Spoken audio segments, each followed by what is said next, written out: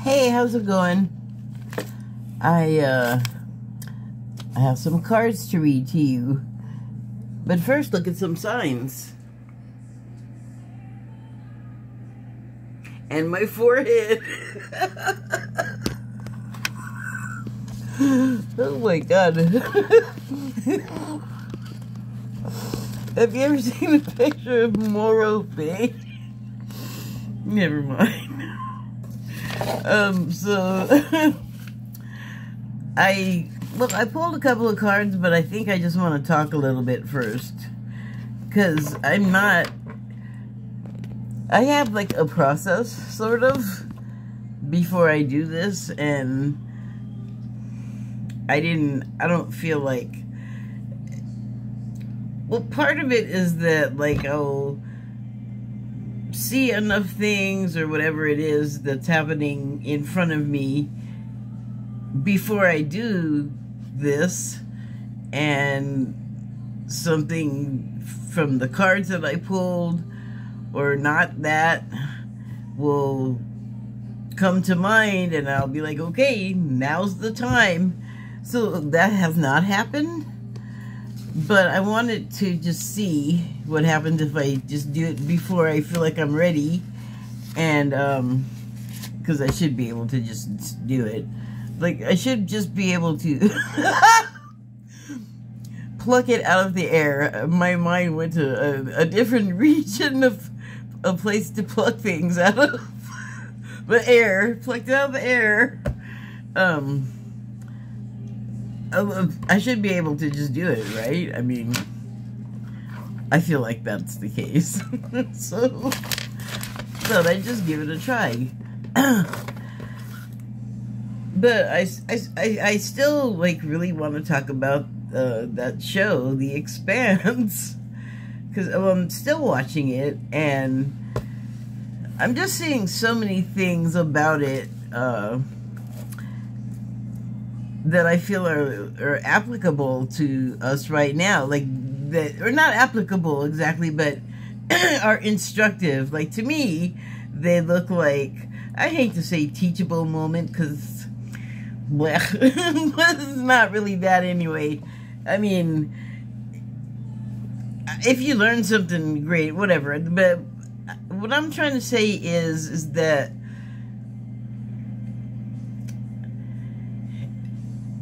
as I'm watching it, especially like the interpersonal relationships, and this is like a kind of really, like, it's got a lot of politics, it's got like action and violence, and like I said, it takes place in space, but there's like the UN is involved, the Earth government is involved, but that's kind of like the UN pretty much, and then like Mars has a government, but it seems to be pretty much like a military operation for the most part, and you know, there's the Belters in between who have like no planet of their own, so they're just out there floating. You know, like I kind of think of it as, it's not like this, but you know, like truck containers that you can see them off a truck, and sometimes people make like homes out of them or whatever, but they're like a rectangle box that they fill with cargo, and they go on boats, and then they get loaded off the boats, and they get, you know, however they stick them to a truck, they get stuck on an 18-wheeler, and you have to have seen those. They're everywhere. They're ubiquitous, actually. There's no way you could not have seen a container truck.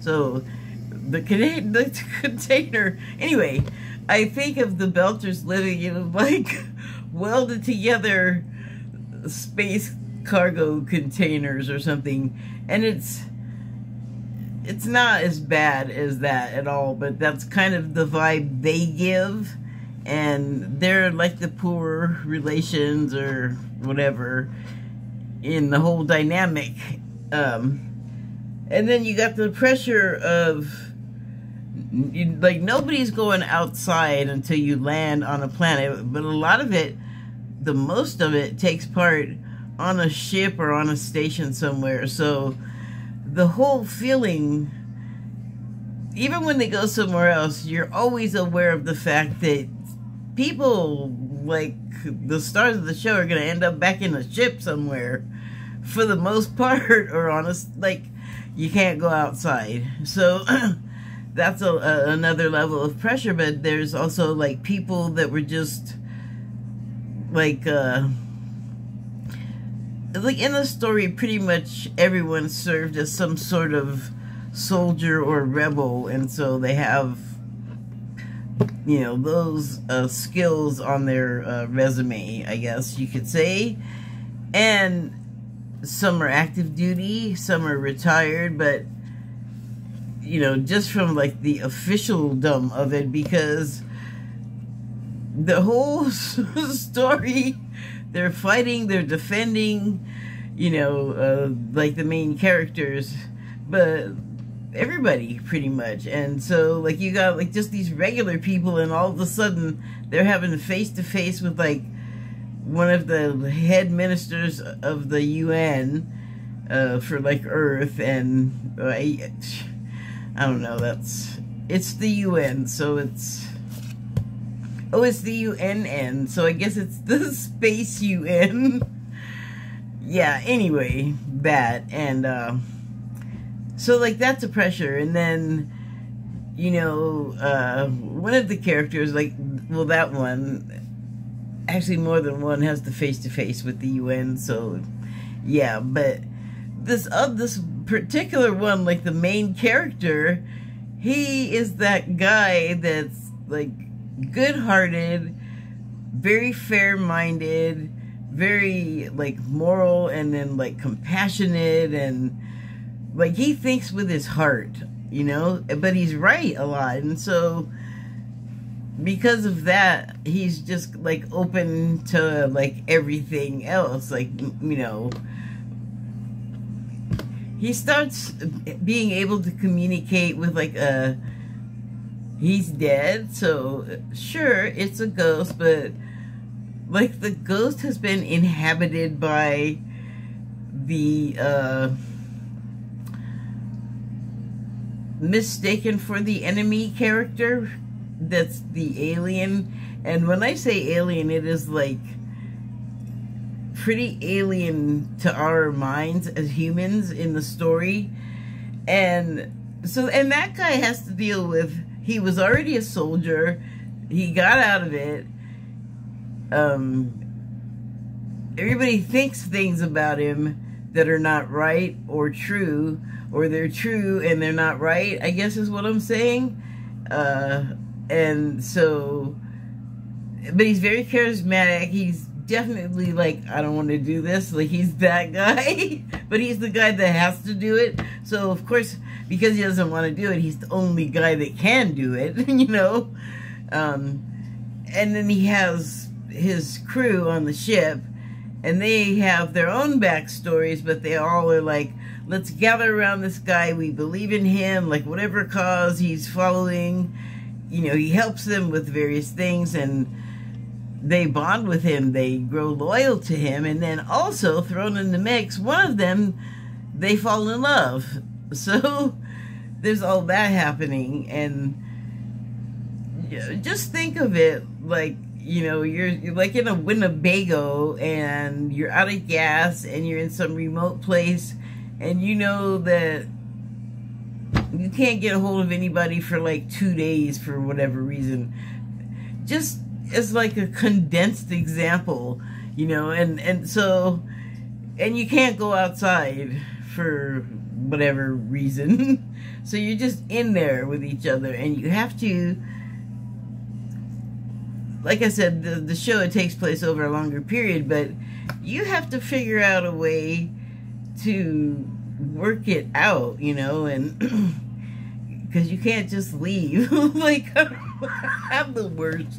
If it's bad, like online, I'm just all, Irish goodbye, I'm gone, I'm not saying anything. Also, in reality, Irish goodbye, I'm gone. If I don't like it, I'm out of here. I don't need to tell you. I just gotta leave, and I'm better. So, oh, sorry. Revealing. Anyway. And then,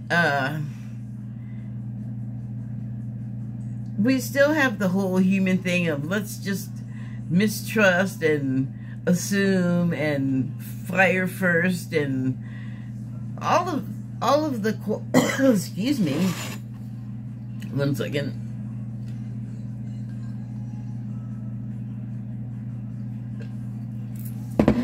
All of the human qualities that, in my opinion, keep the ETs alive and away from us, basically. Or actually not alive, that was not what I meant to say in the first place. Away from us, and therefore us being unaware of the reality of them. Because, you know, some of us are stubborn and we can't conceive of the idea that such a thing would exist or such a being would exist. Or, I mean, if you already are dealing with someone that can't even deal with the idea of something existing, good luck trying to understand, trying to get them to understand that there's a relationship there. Like, I always say, I don't blame them, because if you know, people have a general policy of, like here, like brave ETs land here because they know we like to shoot at stuff. Funnily enough, before I started doing this, I was watching Blooper. It's a YouTube channel, and I think it's probably a .com as well. And they were it's like an entertainment review, review and things like that channel on there. And they were talking about The Fifth Element, which is another one of my favorite sci-fi movies. Oh my god, like I've probably seen it more than Star Wars, because Star Wars is not on just regular television to be seen on, in syndication. So yeah, I've definitely seen it more than Star Wars, but I have to have seen that around 100 times by now, so it's a lot. But one of the things that stood out, and I didn't know, anyway, this is what stood out when I was watching it. There is a Earth General, there are ETs coming, they're threatening, and they're not unknown. Like, they're aware that this is a threatening being or whatever coming toward Earth. And the guy says, or actually maybe they don't know yet at this point, because he goes, just shoot now and ask questions later. And that's what I feel like the ETs are like, yeah, until they get over that attitude, we're basically just gonna wait, or, you know, go like real stealth. But they want to meet. Oh, anyway, I guess I'll have to say that's a personal opinion of mine, just for the sake of standards. Anyway,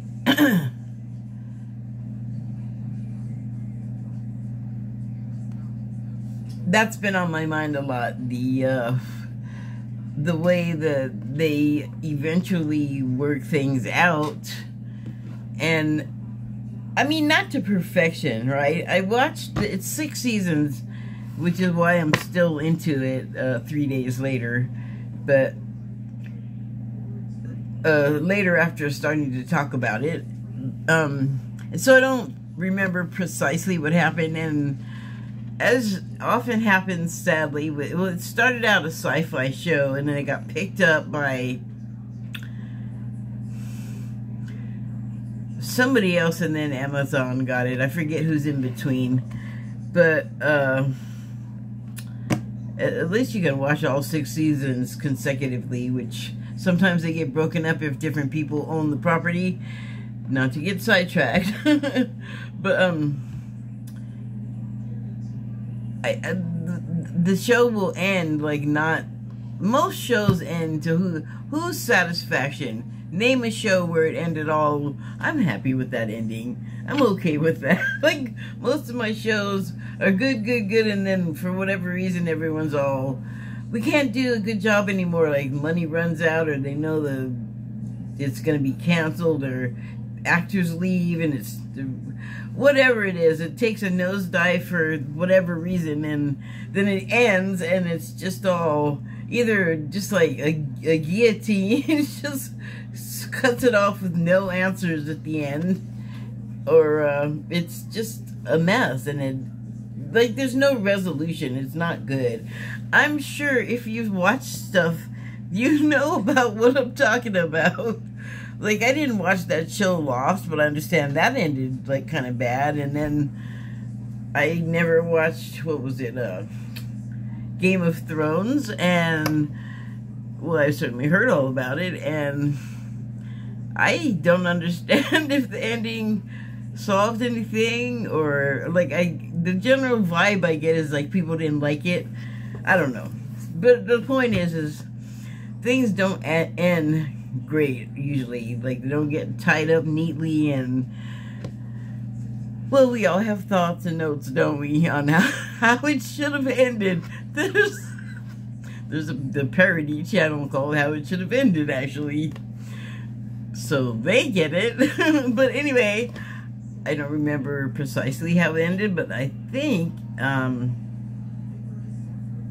yeah, there was an open end there, but I think they were heading to, I want to say a good ending. And you know why it matters if it ends well or not for the show, for the people on the show, is that I, like, read my information. I see how these things, I mean, I don't think it's just like a intersection. It's a reflection. It's like, like, I kind of feel like if we can dream it up, it's probably happening, or gonna happen, you know, something like that. Because, well, how many dang cartoons have predicted the future? Come on. I mean, maybe it'll rot your brain, but maybe, I don't know. Watching stuff is what I'm saying might rot your brain. People have said that. I do not believe it. I think it could happen. I think it matters what the quality of what you watch, and also the quality of your brain. Anyway, do I have more to say about that? Oh, well, I don't know. Maybe because no one's been able to, like, come to a good ending. Like what was that show? Quantum Leap. How did that end? Did that fix anything? I think it was supposed to be going around in all these walk-in lives, and I don't know, like, what happened at the end of it. I think it just ended. I don't remember, but that happens all the time, right? It's very upsetting. Because you, like, particularly this show, since I'm identifying with it so much, I want it to end well. I'll keep you posted on the show. If you're alive, if you don't know what's going on around you, I don't know how much more posted you need to be. Like, I don't think anyone can help you if you're still in the dark and you're just living in the world. Okay, so,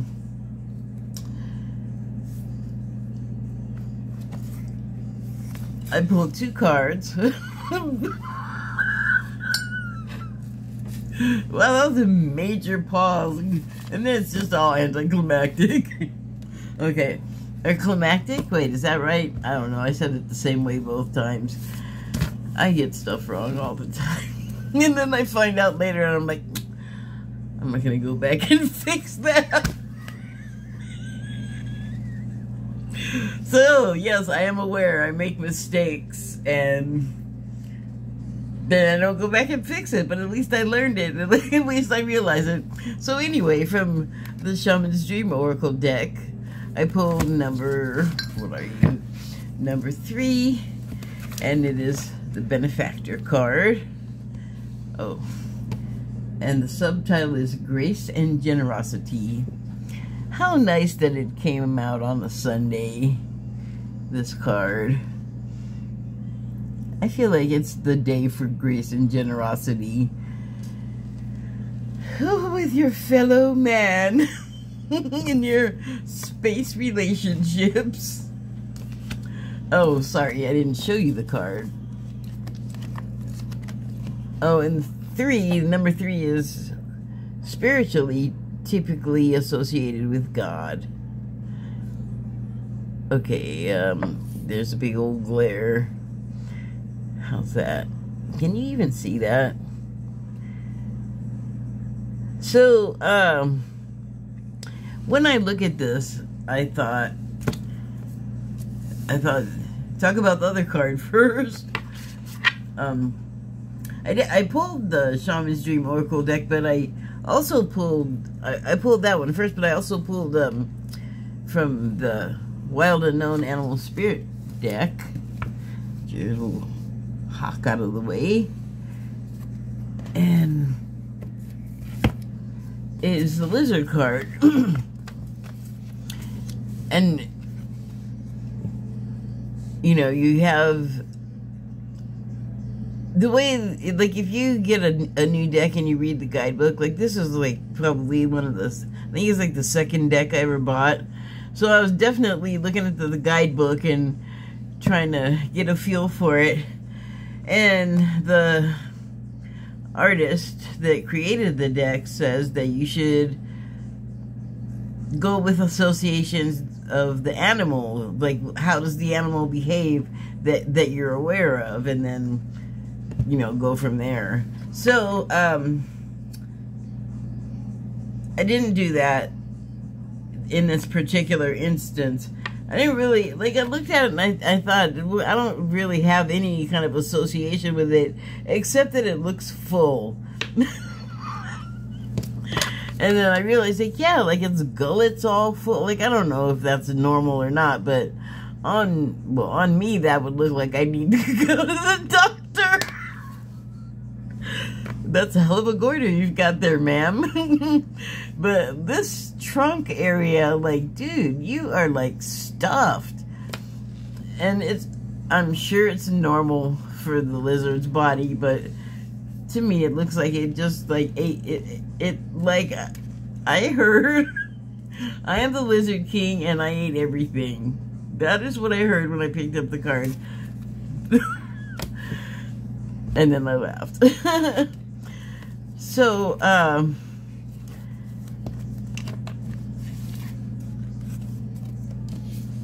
this guy feasted themselves.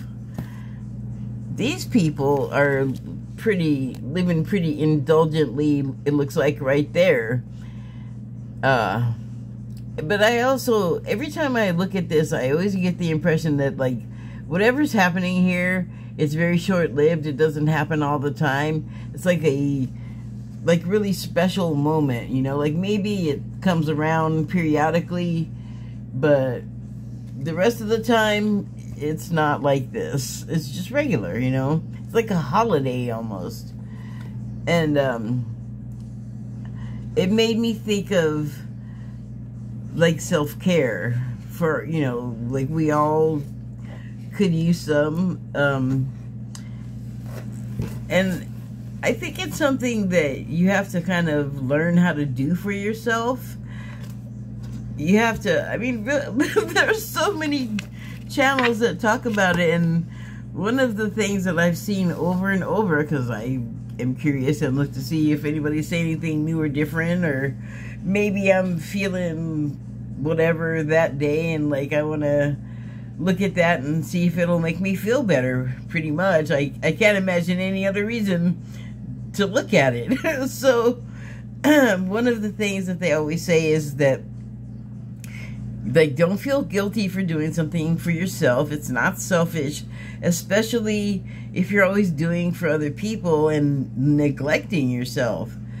So, I mean, in my case, that it's not that, but you can still neglect yourself and have, like, all of the time in the world, you know.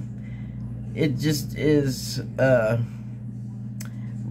what is it that you're neglecting? In this case, with the self-care, you know, you're connected to, your whole body is connected to this, but mainly, I feel like the thing that you want to have the best effect from the whole treatment is your brain, so that, you know, you can make good choices and stuff like that. So, but also,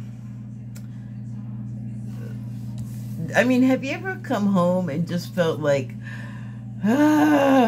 shoes off, bra, if you're a woman, also off, your chair, your drink, your shower, your, you know, whatever it is that gets you out of the whole, like, grind mode, and then you just like, finally, whoo, you know? And that is, I feel like, the meagerest form of self-care that you can afford yourself. Although, you know, baths and soaks and things like that are great, but there's more, you know? I mean, maybe there's something more. I mean, not maybe, they say it for a reason, to the whole thing about, you know, actually feeling guilty for making yourself feel better or feel good. Like, what's going on there? The whole point is to make it about you and for you. Like, yeah, it's not relaxing to go in there thinking, oh gosh, you know, if I go soak it too long and relax and enjoy myself, I might not hear if someone needs something. Well, I mean, you're not in another country, presumably, if you're home taking a bubble bath. You can't talk to them through the door. Like, they can't, like, give you a minute. So, I don't think it's ever, like, whatever the circumstance, why feel guilty about it? Well, I mean, what are you, your own torturer? You're not going to give your own self a break?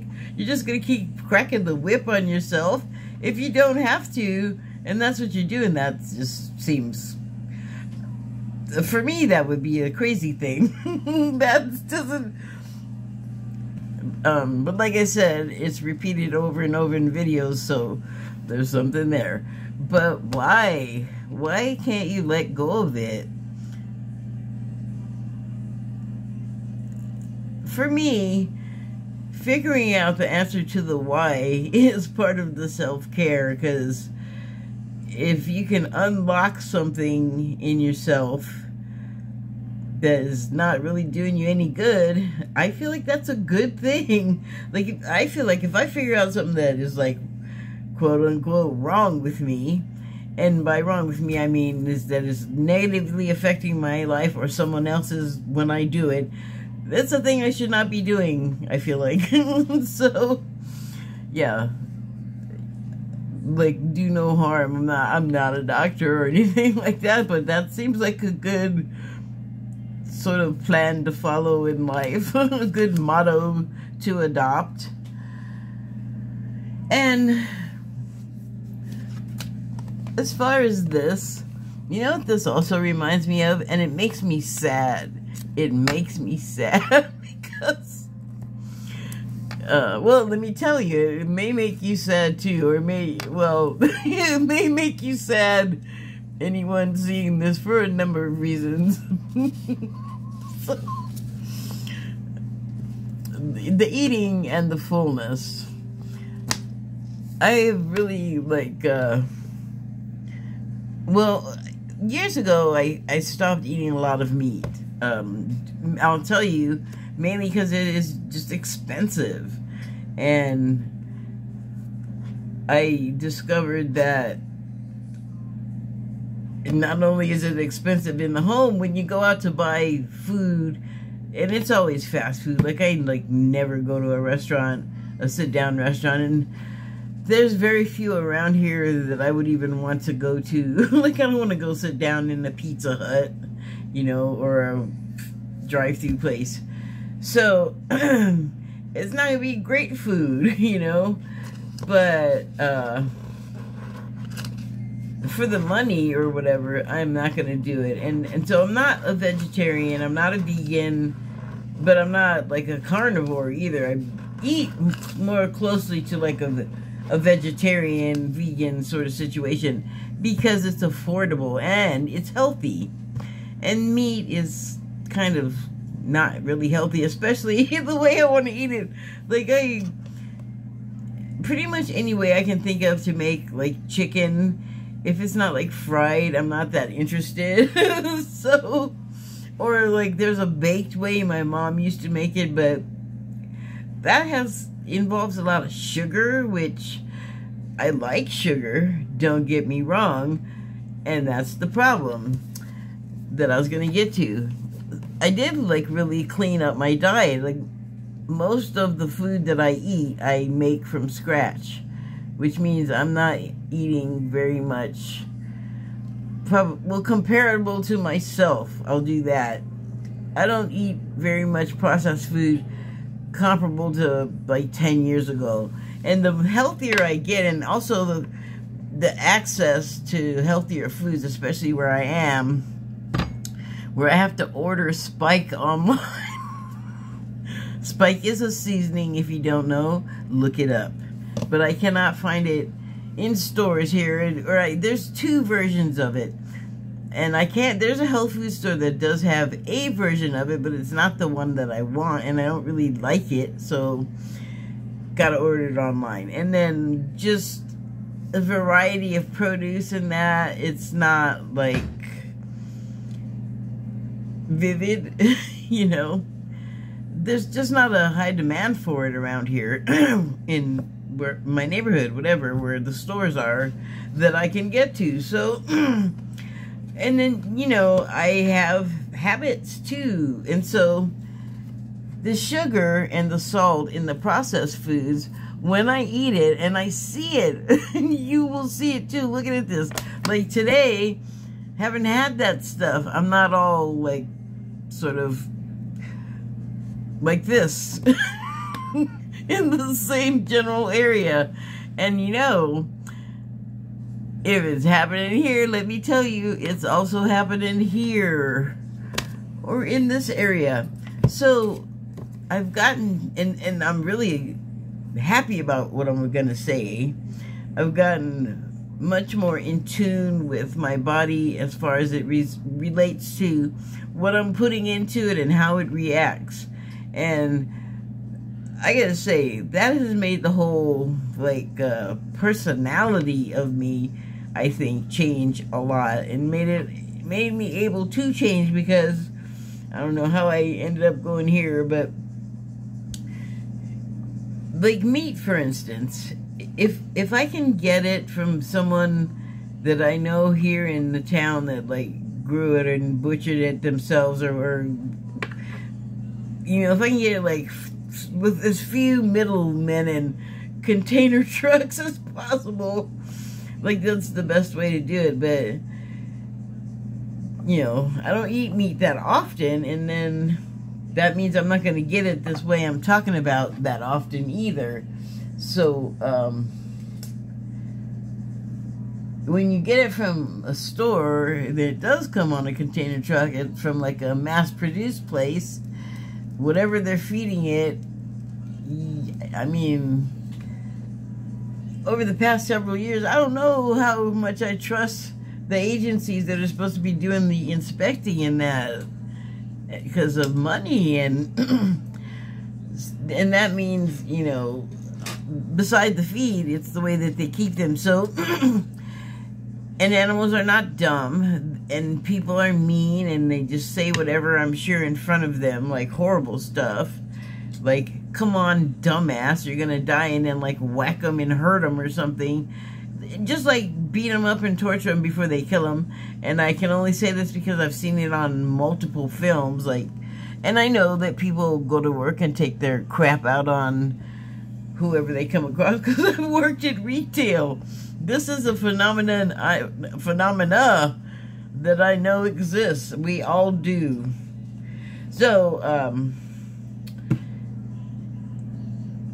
I think, I'm not saying that everybody should like change their diet and become a vegan or whatever, because that's a lot of stuff that people have thoughts about and biases, and for me, it's about like being healthy, and I do.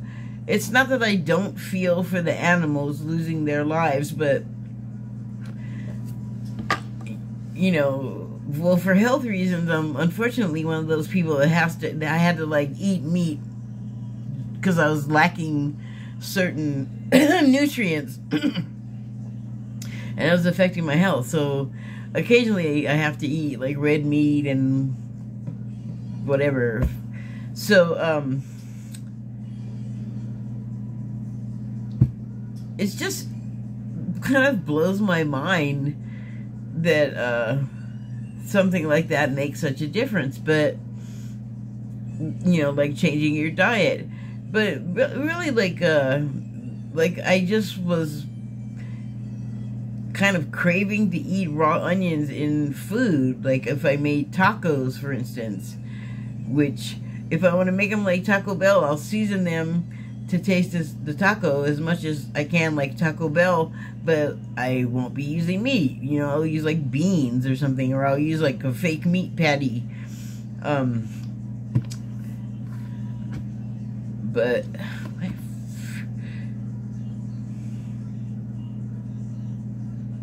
why did I divert there? I don't know. I guess like just learning to like make alternate selections for it. Oh, the onions. I would just like my meat would not be, it would be meat, you know, most times. Well, I don't think I've made tacos with actual meat here for, I don't know, long time, because it's stinky. I don't like the, I don't mind the stuff I make. It's vegetable, it's garlic, it's onion. My poor cat has to leave sometimes, and I got fans going all the time, but the grease from burger meat, I can't handle it. So anyway, the smell, I mean, so there's like a lot of reasons not to have done it, but like say I was gonna have tacos, I would just throw raw onions on there. Now in LA, where I'm from, you would get like the little two tortilla soft tacos, the carnitas taco with the roast pork, and then you get like some cilantro and some onion and some red sauce thrown on salsa. But that's not what I'm making. So, I mean, you know, it's like a Taco Bell type taco. And I would just be all, I'm going to throw onions on there. Or I'd make spaghetti and I'd be like, I'm going to throw raw onions. Like, it just started sounding like a good idea. And then come to find out, well, I can't remember which thing happened first, but because they did not tell me at my doctor. They're quick to tell you what's wrong with you, but when something gets better, they don't tell you. I go home with a medical report one day, and I'm looking at it, and I'm like, wait, hypertension is cured? Wait, no. Well, it'll go through a list of ailments. People have gone to the doctor, I'm sure.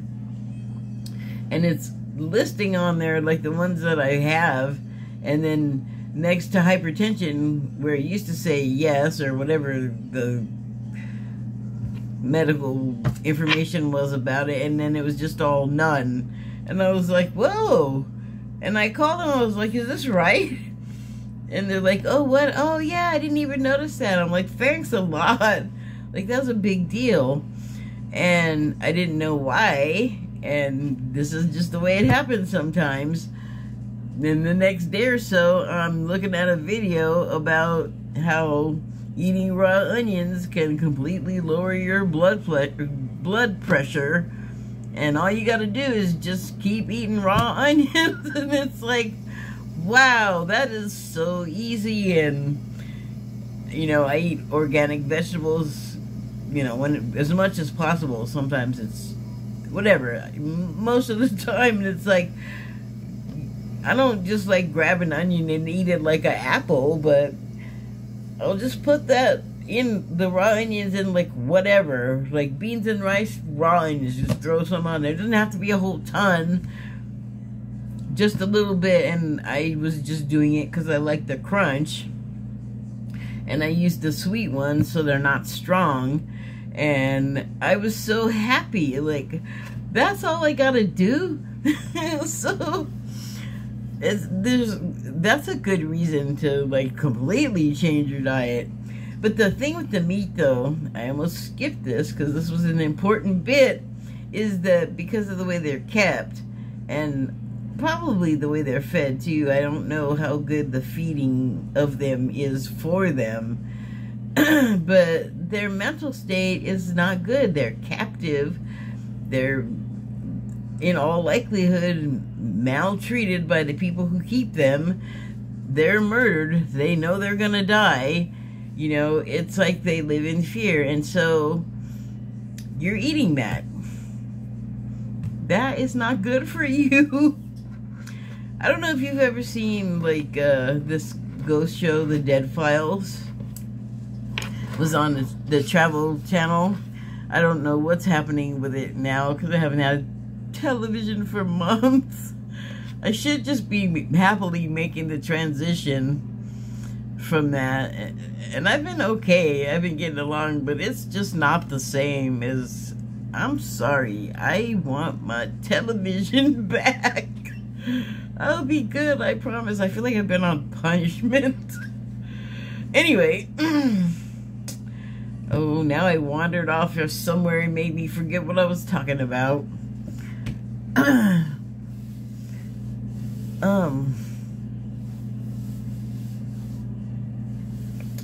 Well, what did that have to do with what I was talking about before? I was just talking about onions. I don't know. I guess it kind of is going back. Oh, okay. So I said the thing about the fear. Okay, that's why I got sidetracked. But it wasn't actually a sidetrack. I meant to say that. But so the whole thing that I've been talking about, it all kind of comes back to like relationships. And I gotta say, I'm at the very least a whole lot less aggressive a person than I used to be. And that's, I think, got a lot to do with like just getting older, and it just calms you down, I think, generally. And it's not like I was raging around, screaming and yelling and fighting with people, but, you know, there was a little of that. Not the fighting part, but just kind of like feeling angry, you know, and it really, I really think like leaving out the meat has had a difference, you know. And also, leaving the processed foods alone is difficult. So I gotta have like my salty snacks once in a while, and curse it, chocolate and peanut butter, you know, or chocolate in general. Chocolate is a trap. Chocolate, I love it, but it's the devil, and I'll tell you why. Because it gives you the feeling of orgasm. You think about that, like if you're obsessed with chocolate, what you're really obsessed with is the other thing. But meanwhile, unless you're eating dark chocolate, the chocolate is not doing good things to you because it's got sugar in it, and God knows what else do they do to it. Yay! But you can stay away from that stuff. I mean, just, it's probably not healthy, as we all know, to do stuff not in moderation. So being obsessed with chocolate or sex, yeah, gotta maintain that balance. It's hard. There's a lot of moving parts. I'm just trying to talk about, you know, us getting along with each other, because I feel like it's important, because we need to do a lot of stuff to improve all of our lives. And I don't know, there's so many reasons why we're fighting, valid and not, and I just kind of feel like there's a lot of thoughts this way and there's a lot of thoughts this way, but there's like this important stuff, like I was saying, like forget all this, because really it's not that important and we're just fighting about stuff. let's just go down the middle and get to the point, and like, let's try to fix our stuff. You know, we got to be able to come to an accord where everybody gets something out of it that they're happy with, because it's just not fair for like anything to be one-sided. Somebody's always going to be unhappy. If everybody's also always unhappy but they get something they want, we could probably work with that. So this show is very influential too. There's a lot of diplomacy. I guess I'm trying to work mine. Thank you and good night.